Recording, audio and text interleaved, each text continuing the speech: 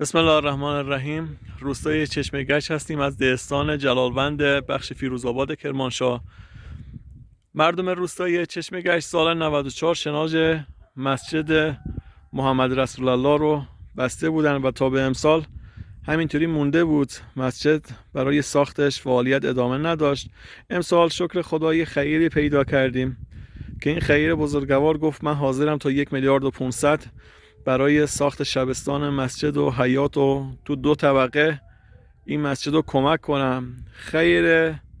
خیری هم که میخواد کمک کنه، این پسر شهید شده، خونه پسرش که 1,500,000 گفته من این رو میفروشم و انشالله کمکتون میکنم برای ساخت مسجد تا 2,300,000-400,000,000 اون کسی که کار رو گرفته گفته هزینه برمیداره.